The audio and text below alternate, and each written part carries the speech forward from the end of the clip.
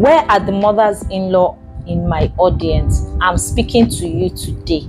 If you're an older woman, let me apologize in advance because you may think I'm rude. But the truth is, some of you have not done well. You have not been nice to your daughters-in-law, to your son's wives, your son's girlfriends. Not only have you not been nice, in fact, you have been wicked. Some of you have not done well, ma. The question is, would you like your daughter or your granddaughter or your favorite niece or any young lady around you whom you love to be treated the way you are treating your son's wife? Think about it well, because some of you are very, very wicked. There are stories all over the place. I remember an older lady I know once questioning me for buying something for her daughter-in-law. She was saying, oh, you bought something for the slave, but you didn't buy anything for my son or for my grandchildren. And I'm thinking, ma, you have 5 daughters. That means you have 5 slaves. You yourself, that means you're a slave. How can you call somebody's daughter a slave? So let's look at what the issues are. Some of you go into your son's marriage or into his home to inspect what is going on with a view to enforcing discipline. Excuse me, ma, it is not your house. You cannot enforce discipline in somebody else's house. This is your son's home. He has built a new family. This woman you are going to inspect is the mother of her own house. She is the king in her own house. If your plan as you are going to visit your son and his wife is to go and inspect how they do things and to institute discipline, ma, you are the problem. You are wicked. Because when you get there, you will foment trouble.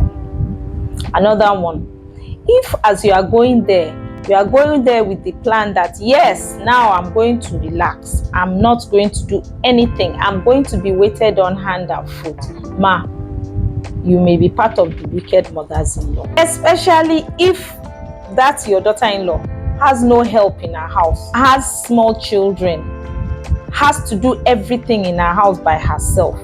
You will now be expected to be fed morning, afternoon, night, and you know she works. How is she going to do it? And you have a timetable of your own. Please, ma, if you cannot eat what they eat and stay within their boundaries, or help, if you want something, go to the fridge and pick it yourself, cook it yourself, help yourself, ma, you are part of the problem. I'm not absolving the daughters-in-law that are rude and wicked and don't want to do anything for their mothers-in-law. No. But what I'm saying is, you cannot go to somebody's house, a married woman who works, who has her own business, who has children, who has things to do, and expect to be waited on hand and foot. If you know that you cannot take away from that woman's stress, please don't add to it. That's my own. If you go there with the mind of, I don't care what she has to do, she has to wait on me, you are part of the problem. You are a wicked mother-in-law. If your plan as your son is getting married is that I have to teach this woman how to take care of my son, please, ma, you are part of the problem. Yes, you are part of the problem. Your son met this lady all by himself. He dated her all by himself. He brought her to you all by himself. Suddenly now, what he picked is not good, and you have to teach her how to take care of him. If you think he's not being taken care of well enough, talk to him, tell him before he marries her that I don't think this lady can take care of you. If he's okay with the way she's taking care of him, if they have been dating for a year or 2 years before you even met her, that means he's okay with it. Please, ma, when they are now married, don't go to the house with the idea to teach her how to cook and how to take care of your son. She's a capable person. At least your son is okay with the care she was giving you. Please, it is not your work to teach her how to take care of your son. Leave her, she will learn. If you have any major concerns, talk to your son about it. And if he is okay with it, please leave them in peace. Don't go there and try to enforce the rules that you instituted or you lived by in your own family inside their own house. She comes from a different background. If everybody is coming to put their ideas together on how this particular house should run, there will be no peace, because her own mother too can come and say, this is the way we did things. She has left it. They are two adults now. Please, ma, leave them in peace. Let them take care of themselves. If there is any major problem, they will come to you. If they don't come to you, please don't go and teach them anything. Thank you, ma. Another one. Some mothers-in-law have a strong sense of entitlement, especially the ones on the women's side, as in your daughter's husband. You're expecting that, oh, he should take care of this, he should take care of that, he financial this, financial that. Please, ma, before your daughter married, you were eating. Before she met this man, you were getting by. Continue to get by. God will help you in Jesus' name. Leave them alone. You cannot go into your son or your daughter's house with a sense of entitlement. Anything they give you, appreciate it and pray for them that the Lord will bless them more and He will give you more. In fact, when you appreciate, they will more likely give you. I keep saying you because I'm not a mother-in-law yet. I cannot include myself inside yet. But I'm not planning to do these things when I become a mother-in-law. Please, please, I'm begging you. Don't have any sense of entitlement in somebody else's or family. Whether your son's family or your daughter's family, anything they can do for you is extra. You are not entitled to anything. Don't start to fight your son's wife that since she came in, your son stopped sending you money. Of course, the money must reduce. He now has a family to take care of. When he was a bachelor, he could give you 80% of his salary if he so desired. Now he has to pay rent, they have to pay school fees, they have to fuel car, fuel gen, pay bills. Please, ma. Please, ma. His expenses have increased. Leave them alone. He can no longer be funding you the way he was funding you, and you are not entitled to any fixed amount of his income. Thank you, ma. So here are the things that you need to do as a mother-in-law. Number one, leave your child and their spouse to sort out issues on their own. Have you ever heard the saying, too many cooks spoil the broth? When everyone is giving their opinion, put more Maggi, put more salt, add this, add that, don't do it like this, but the stew will not be sweet anymore. It cannot be. Leave them. Let them fashion out their own way of handling issues. If they need you, they will come to you. Which brings me to my next point. When they come to you, or you notice anything, please, if you want to make corrections, make it in the nicest possible way. This is not the time for you to start reveling in the problem. Yes, I've always known it. That girl, Ojo Etila Sitaju, she's too open-eyed. She's too educated. She likes work too much. She's too this, she's too that. Please, make the correction that you need to make in the most gracious way possible. Have you seen my video on speaking with grace? Please watch it in the most gracious way possible. Speak nicely, speak words that build up, words that edify. Help them in the best way possible. If you notice a problem, there's a wise way to handle it. I know you understand the wisdom because maybe your own mother-in-law was wicked too. And when she was doing all those things, you were thinking, she shouldn't have said that to me. She should have said it like this. That same thing you think she should have, for you to say it to your daughter-in-law. Please, talk to your son or your daughter. Talk to your own person. Explain to them. And don't give attitude to the other person. The fact that you know certain things about their family or their marriage is a privilege. Don't abuse it. Don't use that as a way to become manipulative. Help them in the nicest way possible. Let more of your talking be done to your own child, whether it's your son or it's your daughter. Speak to them, advise, and Be open to the fact that they may not take your advice. As they are hearing from you, they may also be hearing from the other spouse's mother or other people. It is for them to sit down and think about which advice they want to take and the path they want to take. So if they don't take your advice, please, ma, I'm begging you, leave them alone. Let them make their decisions by themselves. That your son that you are babying up and down, he's 30-something, oh. He's in his late 20s, oh. He's 40-something, oh. He can take care of himself. Don't worry. In fact, he's already a father himself. Some of them will soon become grandfathers. Please leave them to handle things on their own. And if you must correct in the nicest way possible. Make your input in the nicest way possible. And I know you know that way. You know it. Thank you. The next thing I want to say is, don't be fastidious. Don't be difficult to please. That's not the way we make stew in our house. We pour the stock before we pour the oil, and then we pour the pepper. The way she makes her own is the way she makes her own. Leave her to make it the way she made it. After all, ma, you go to parties, you go out, you eat out sometimes. Do you know the way they prepared their own? So if you didn't see the way she was preparing it, you won't be complaining. Let her do it the way she knows how. Let her make it the way she knows how to make it. Some of you will go to your son's house and you expect your daughter-in-law to cut your bread in this particular slice, to cook your rice in this particular minute, to make please, make yourself an easy person to please. Don't be a difficult person. This is the way it must be done. If it's not, and if you can't, stay with it. If you know that it's not okay, you're going to get offended by the way they do things, please stay in your house. Stay. You don't have to visit them, you know. You don't have to visit them. Sometimes I tell my children, the older ones, that you better prepare yourselves. I'm not going to be that grandma that comes to sit in your house and take care of all the babies.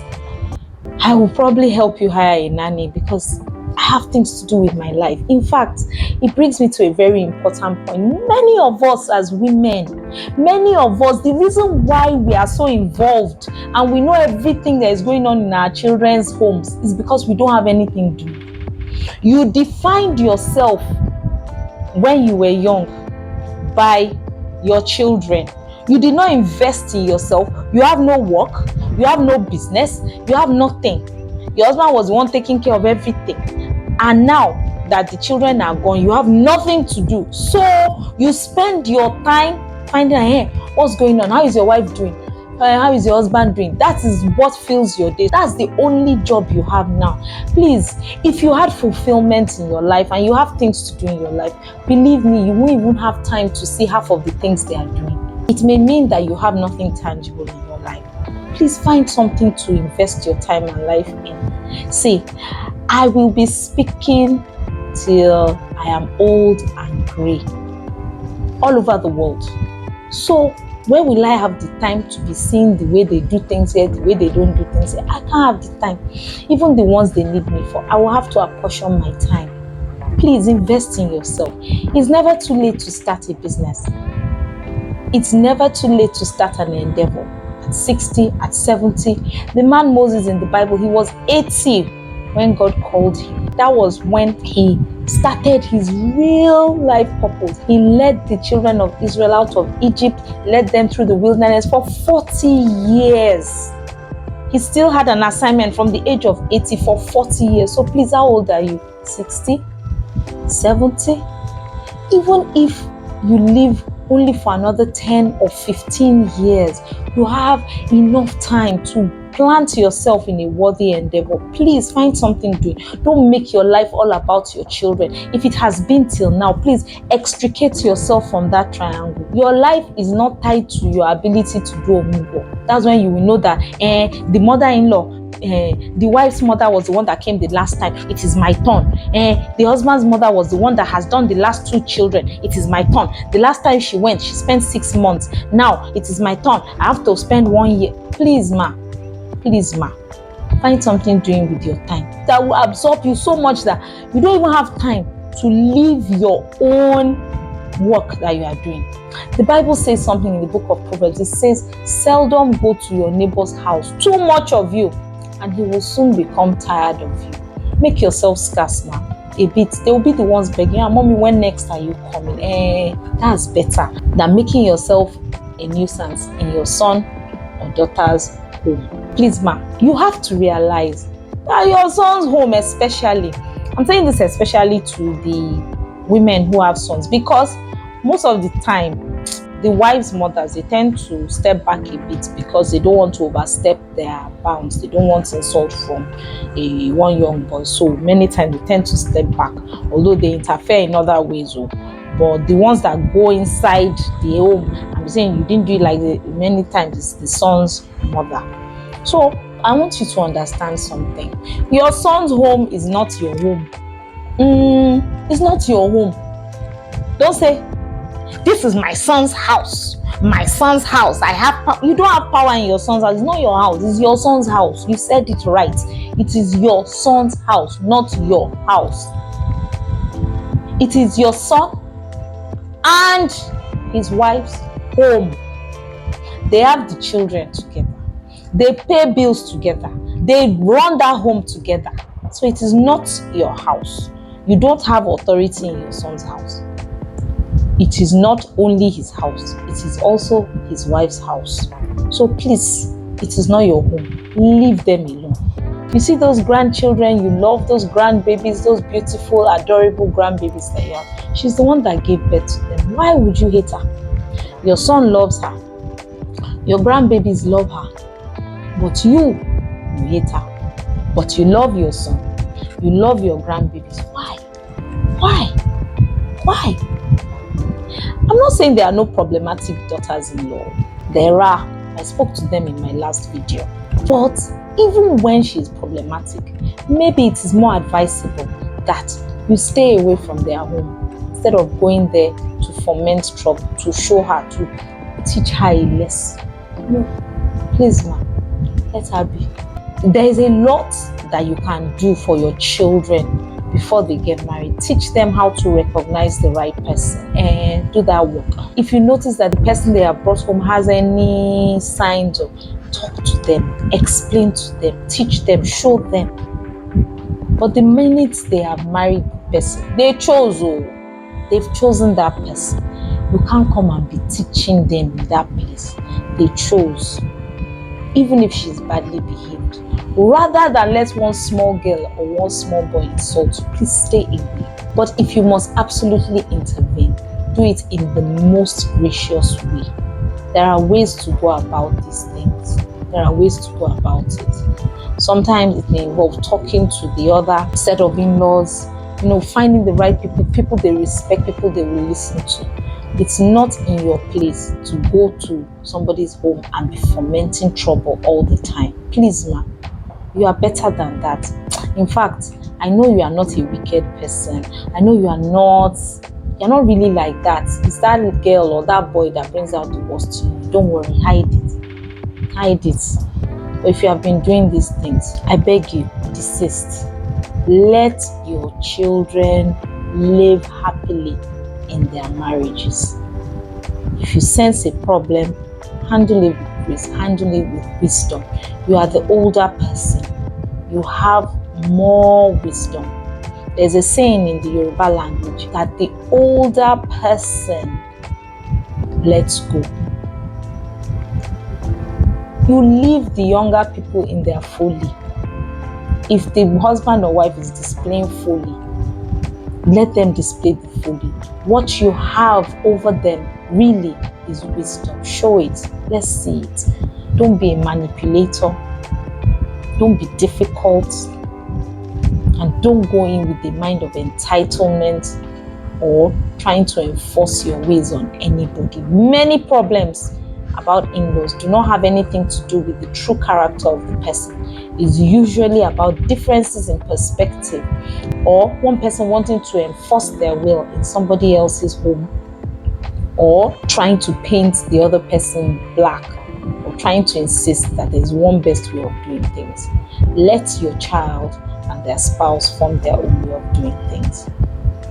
I hope you're not too angry with me and that you learned something in this video. Tell me in the comments. Remember to join my online community. It's called the Valiant Women's Network, a community where we teach each other and help one another to thrive through life. The link to join is in the description below.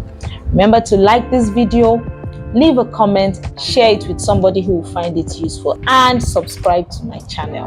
Till I come your way again. Ciao.